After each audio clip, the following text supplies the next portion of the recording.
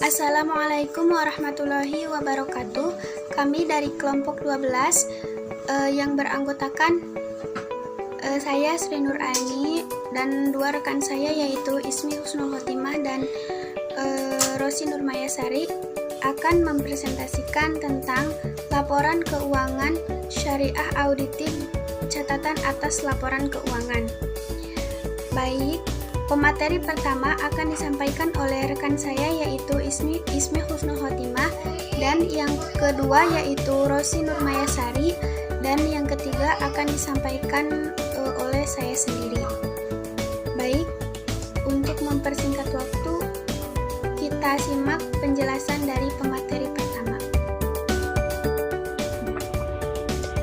Saya Ismi Husnul Khotimah. Di sini saya akan menjelaskan tentang laporan keuangan syariah audit. Poin A, latar belakang audit bank syariah. Penyajian laporan keuangan dalam suatu perusahaan merupakan suatu bentuk pelaksanaan akuntabilitas, pertanggungjawaban dalam mengelola keuangan. Pertanggungjawaban laporan keuangan suatu perusahaan dipegang oleh manajemen. Sementara yang terkait dengan kewajaran suatu laporan keuangan dipegang oleh seorang auditor. Hal tersebut tidak hanya berlaku pada perusahaan atau lembaga keuangan konvensional saja, namun juga berlaku pada lembaga keuangan Islam seperti perbankan syariah. Audit syariah mulai berkembang di Indonesia sejak maraknya perbankan konvensional yang melakukan office channeling dengan membuka unit usaha syariah. Selanjutnya yaitu poin B, konsep audit bank syariah. Audit bank syariah merupakan rangkaian perpaduan konsep audit dan konsep bank syariah yang memiliki peranan sangat penting dalam mengembangkan perekonomian suatu negara, terutama dalam proses pengawasan sistem perbankan syariah. Dapat diuraikan dari pendapat ahli yaitu sebagai berikut. Audit berasal dari bahasa Latin yaitu audire, yang berarti mendengar atau memeriksa. Berarti meneliti dan memperhatikan pertanggungjawaban yang dibuat penanggung jawab keuangan, yaitu manajemen perbankan syariah. Orang yang melaksanakan fungsi auditing dikenal dengan istilah auditor atau pemeriksa, sedangkan yang diperiksa adalah auditi. Auditing adalah proses pemeriksaan yang dilakukan oleh pihak independen secara sistematis terhadap laporan keuangan yang dibuat oleh manajemen secara objektif dengan tujuan untuk menilai tingkat kewajaran laporan keuangan. Sedangkan audit dalam sistem syariah yang dikenal dengan istilah audit syariah memungkinkan praktisi dan pengguna menggunakan pengetahuan yang diperoleh baik dalam audit konvensional maupun perspektif Islam. Baik, selanjutnya poin C yaitu ruang lingkup audit konvensional dan audit syariah. Hanifah menjelaskan bahwa lingkup audit yang dicakup dan lebih luas, audit syariah harus memastikan kebenaran, keadilan, dan relevansi laporan keuangan yang diterbitkan manajemen dan memastikan bahwa manajemen telah melakukan tugasnya sesuai dengan hukum dan prinsip Islam, serta memastikan manajemen telah berusaha melaksanakan tujuan syariah sebagai upaya untuk melindungi dan meningkatkan kehidupan umat manusia dalam semua dimensi. Berdasarkan penjabaran di atas, diketahui bahwa lingkup audit syariah bukan hanya terkait aktivitas ekonomi dan laporan keuangan manajemen, namun juga mengaitkan pengaruh sosial dan lingkungan secara luas, mengatur setiap sendi kehidupan manusia, dan tujuan besarnya adalah mempertemukan antara konsep audit dengan maqasid syariah. Baik, sekian penjelasan materi dari saya. Materi selanjutnya akan dijelaskan oleh rekan saya. Assalamualaikum warahmatullahi wabarakatuh. Saya Rosi Nur Mayasari akan menjelaskan tentang kerangka dasar audit dalam penyusunan dan pengungkapan laporan keuangan syariah. Peranan kompetensi audit Indonesia hendaknya harus didukung dengan penguasaan kerangka dasar audit dalam penyusunan dan pengungkapan laporan keuangan syariah yang baik. Ikatan Akuntansi Indonesia telah mengeluarkan pernyataan standar akuntansi keuangan atau disebut PSAK Syariah pada tahun 2007. Ikatan Akuntansi Indonesia berusaha untuk memisahkan antara PSAK konvensional dan PSAK Syariah dengan mengkelompokkan dalam dua blok penomoran. PSAK konvensional menggunakan blok nomor 1 sampai dengan 100, sedangkan PSAK Syariah menggunakan blok nomor 101 sampai dengan 200. Ikatan Akuntansi Indonesia juga merumuskan kerangka konseptual baru untuk PSAK Syariah, yaitu dengan menyusun kerangka dasar penyusunan dan pengungkapan laporan keuangan syariah. Sampai dengan tahun 2009, Ikatan Akuntansi Indonesia telah merumuskan sebanyak 11 PSAK syariah.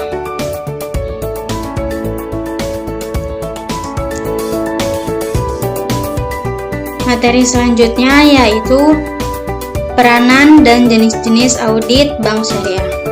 Yang pertama, kantor akuntan publik terdaftar, yaitu auditor yang mempunyai tanggung jawab atas kinerja audit laporan keuangan bagi semua perusahaan publik, perusahaan-perusahaan besar, dan beberapa perusahaan kecil dan organisasi nirlaba. Yang kedua, auditor pemerintah, yaitu auditor yang mempunyai tanggung jawab mengevaluasi efisiensi, efektivitas, dan keekonomisan dari program atau proyek pemerintah. Di Indonesia ada beberapa lembaga yaitu BPKP, BPK, serta Itjen pada departemen-departemen pemerintah. Yang ketiga, auditor pajak, yaitu auditor yang bertanggung jawab melaksanakan pemeriksaan atas tercapainya penerimaan negara dari sektor perpajakan dan penegakan hukum dalam pelaksanaan perpajakan.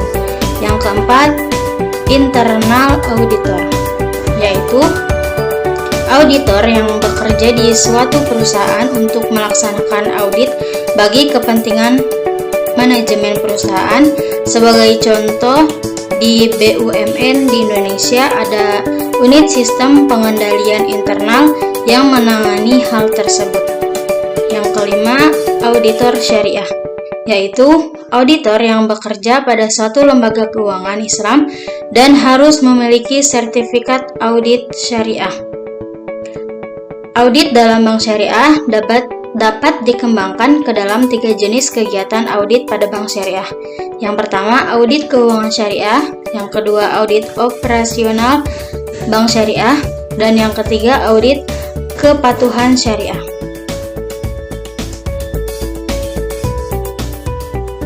Materi selanjutnya yaitu tentang tujuan dan manfaat audit bank syariah. Yang pertama, kelengkapan.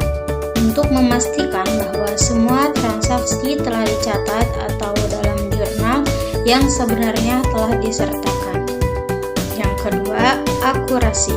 Untuk memastikan transaksi dan saldo memperkirakan bahwa telah dicatat oleh jumlah yang benar, perhitungan yang benar, diklasifikasikan, dan dicatat dengan tepat. Yang ketiga, keberadaan. Untuk memastikan bahwa semua aset dan kewajiban yang tercatat memiliki keberadaan atau terjadinya tanggal tertentu, sehingga transaksi dicatat harus benar-benar terjadi dan bukan fiktif. Yang keempat, penilaian untuk memastikan bahwa prinsip-prinsip akuntansi yang berlaku umum telah diterapkan dengan benar. Yang kelima, klasifikasi. Memastikan bahwa transaksi yang tercantum dalam jurnal diklasifikasikan dengan tepat. Ketika keseimbangan ini terkait dengan sosok termasuk klien yang terdaftar telah diklasifikasikan dengan tepat. Yang keenam, akurasi. Untuk memastikan bahwa semua transaksi dicatat pada tanggal yang benar, rincian saldo rekening sesuai dengan jumlah buku, serta jumlah saldo telah dilakukan dengan benar. Yang ketujuh, batas strip. Untuk memastikan bahwa transaksi dekat dengan tanggal neraca dicatat pada periode yang tepat. Transaksi ini akan mencatat transaksi dengan cepat mendekati akhir periode akuntansi. Yang ketujuh, pengungkapan. Untuk memastikan bahwa rekening dan persyaratan pengungkapan berkaitan dengan adil telah disajikan dalam laporan keuangan dan menjelaskan isi dan catatan kaki dalam laporan. Berdasarkan Accounting and Auditing Organization for Islam Financial Institution, secara operasional tujuan audit dalam Islam adalah yang pertama, menilai tingkat penyelesaian dari suatu tindakan. Yang kedua, memperbaiki kesalahan. Yang ketiga, memberikan ganjaran baik atas keberhasilan pekerjaan. Yang keempat, memberikan ganjaran buruk untuk kegagalan pekerjaan. Sekian materi dari saya. Wassalamualaikum warahmatullahi wabarakatuh. Saya Sri Nur Aini akan menjelaskan tentang catatan atas laporan keuangan. Yang pertama yaitu pengertian catatan atas laporan keuangan. Salah satu laporan yang penting dalam akuntansi perusahaan adalah catatan atas laporan keuangan atau sering disingkat dengan CALK. CALK ini yaitu bertujuan untuk sebagai informasi tambahan sekaligus penjelas informasi keuangan yang telah ada. Catatan atas laporan keuangan biasanya ditambahkan pada akhir laporan keuangan.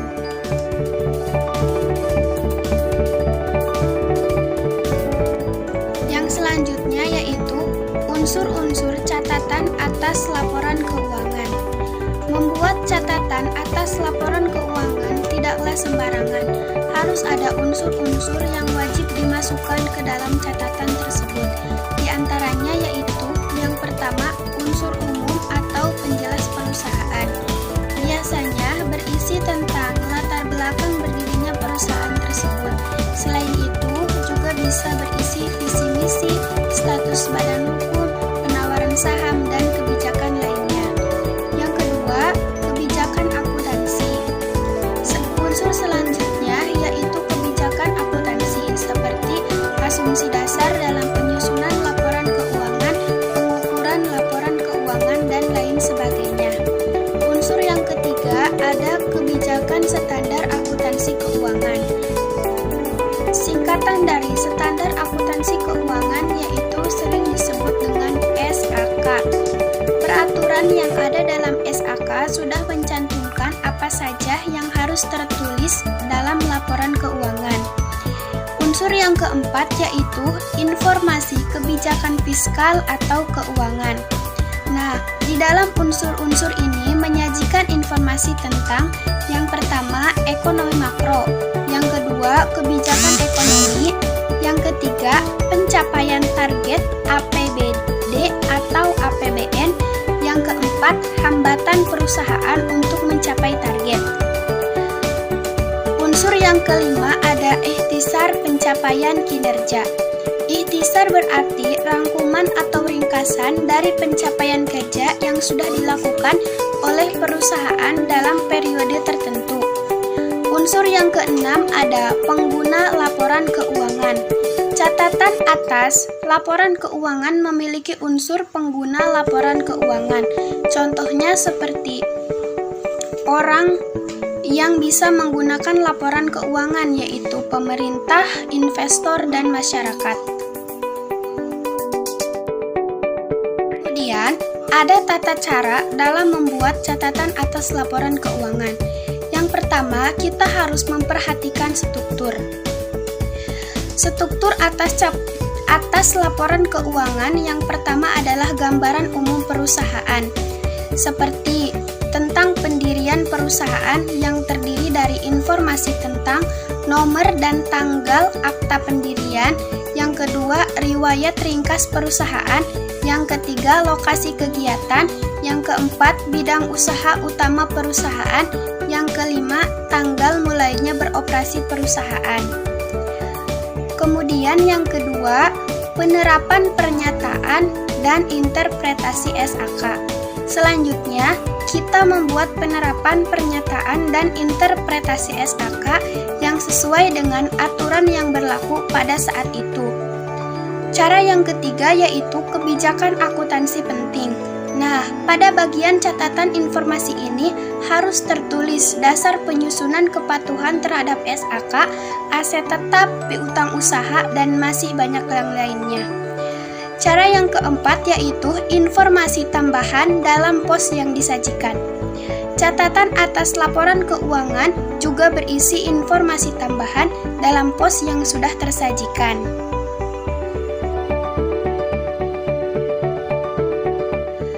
Adapun tujuan dari dibuatnya catatan atas laporan keuangan yang pertama yaitu memberikan informasi sumber daya, yaitu tentang sumber daya yang tersedia untuk bisnis seperti kapasitas produksi, cadangan kas, jam kerja, inventaris, mekanisme pengiriman, persentasi WIP, dan yang lainnya. Yang kedua, memberikan informasi potensi penghasilan.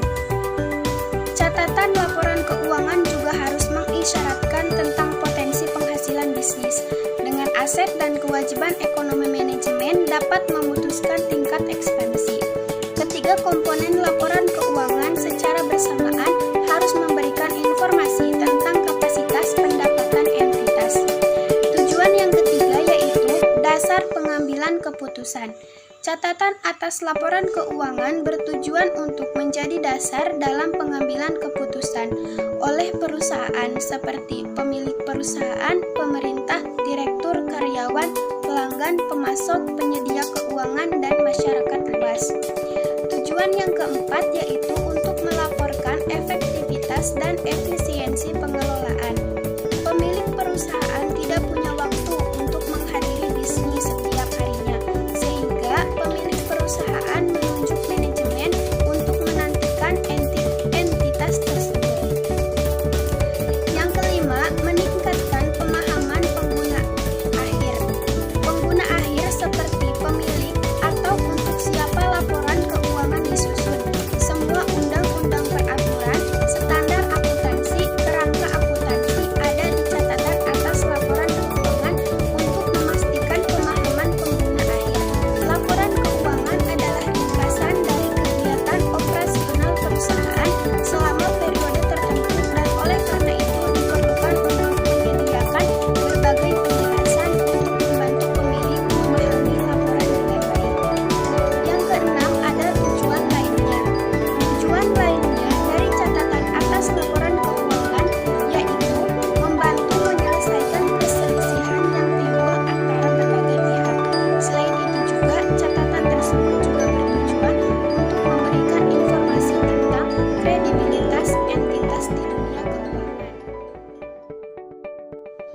Adapun contoh laporan keuangan syariah audited, catatan atas laporan keuangan adalah sebagai berikut.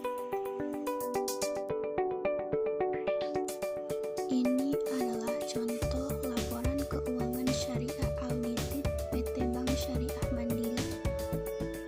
Laporan posisi keuangan per tanggal 31 Desember 2016. Mari kita sama-sama menyimaknya.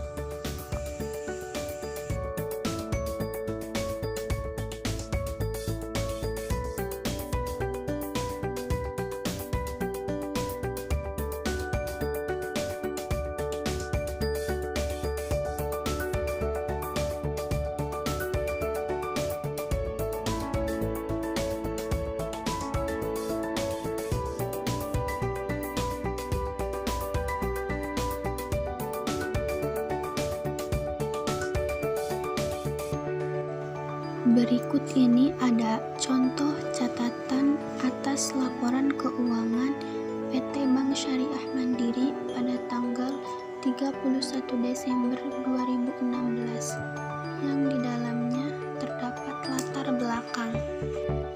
Kita bisa baca bersama-sama latar belakangnya.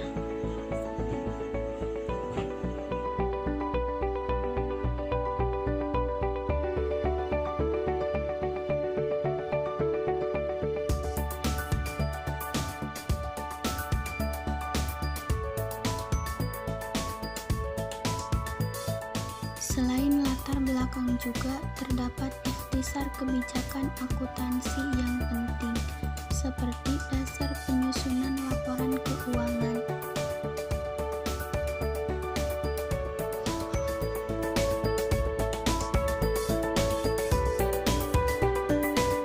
Di dalam dasar penyusunan laporan keuangan juga terdapat berbagai pengertian, misalnya pengertian akad mudharabah muqayyada, zakat yang bisa kita baca sama-sama di contoh. Kemudian ada perubahan pada pernyataan standar akuntansi keuangan dan interpretasi pernyataan standar akuntansi keuangan yang bisa sama-sama kita baca. Mungkin cukup sekian materi yang bisa kami sampaikan. Mohon maaf bila masih banyak kekurangan. Terima kasih atas perhatiannya. Wassalamualaikum warahmatullahi wabarakatuh.